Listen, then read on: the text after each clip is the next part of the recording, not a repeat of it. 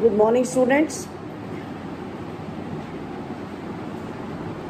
Previously, we have been doing second chapter and half of the chapter I have sent. This time, I am teaching you word by word so that you may feel easier to understand the chapter. In continuation of the story, I am coming to the very next slide. I left the story on the point when they had been pumping out water for the last 36 hours. Then what happened? After 36 hours of continuous pumping on January 4, the water was only a few centimeters left to be pumped out. But they still had to pump out the water which was coming in. They could not set sail on the main mast, on the main pole. They could not cover anything because the pressure of the wind, pressure of the waves was very high and very destructive. They hoisted the storm jib and sailed towards the two small islands. They had their first meal in 2 days, and what was it consisting of? Some corned beef, some pieces of roasted meat, and biscuit of crackjack, and these were given to them by Mary. The rest period was short-lived as black clouds built up around 4 p.m. The wind was now blowing at 40 knots. 40 knots, you know the speed of the air and the speed of the wind, and the sea was getting higher. What does it mean? It means waves were very higher in the ocean. The weather got worse, and by the early morning of January 5, the situation was bad. I could find no words with which to respond, but I could find no words to respond to whom. When the narrator went to the cabin, went to the comfort of his children, he asked about their well-being. When his son John said, "Daddy, are we going to die?"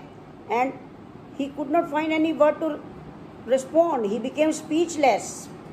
But when he left the children's cabin, he was determined to fight the sea with everything he had.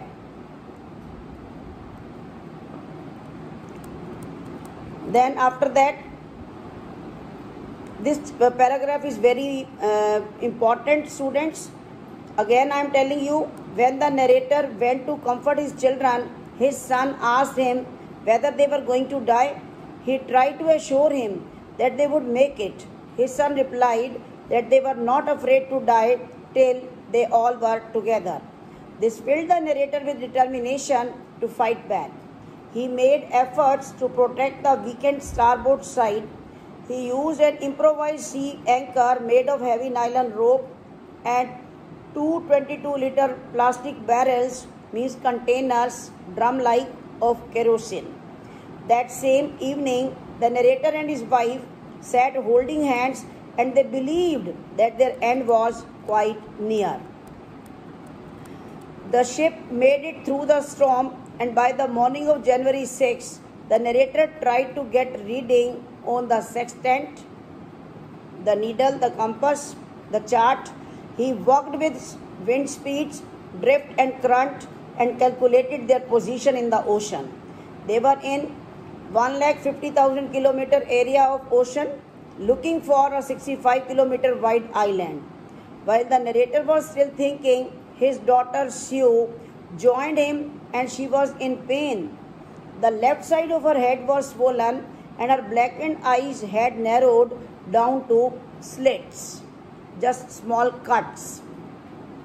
She gave him a card. In such a pain, she prepared a greeting card for her parents, and she handed it over to her father, to her dad, and it was made by herself. On the front of the card was a cartoon image of her parents with words written about them being funny people and how they made her laugh. On the inside of the card, she told them how she loved them both and she thanked them. This made the narrator realize that they had to make it to the island somehow.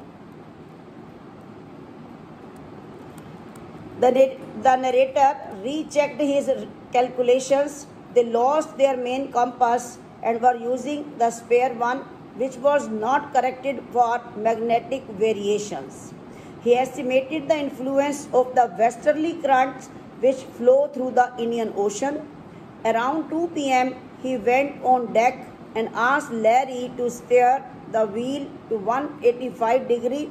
He felt if they were lucky, they would reach the island by 5 p.m. Then he went below and slept. He woke up around 6 p.m. and it was dark outside. He thought that they might have missed the island. He started worrying about how they would tackle the westerly wind more as the ship was not capable to sail more. His son came and asked him for a hug. His daughter followed him. He asked why was he getting a hug. His son replied that he was the best daddy in the world. He called him the best captain as well. The narrator replied that he was afraid. This time he was not best. Sue told him that they had found the island, which was as big as a battleship. The narrator rushed to the deck and gave a sigh of relief. He was relaxed. They could see the complete outline of Isle Amsterdam. There was a bleak piece of volcanic rock in front of them. It had a little vegetation. It was the most beautiful island in the world. They anchored the ship at some distance from the shore, and the next morning, 28 inhabitants of Isle Amsterdam Island helped them to move on the shore of the land. They welcomed them. As he felt the land again on his feet, he thought of his crewmen, his wife. He also thought of his 7-year-old daughter who was injured badly. She had to go through 6 minor operations to remove the blood clot in her head. His son, who never gave up and was not afraid to die. It was the complete story in 2 parts. Listen the video twice and learn the question answers. Thank you.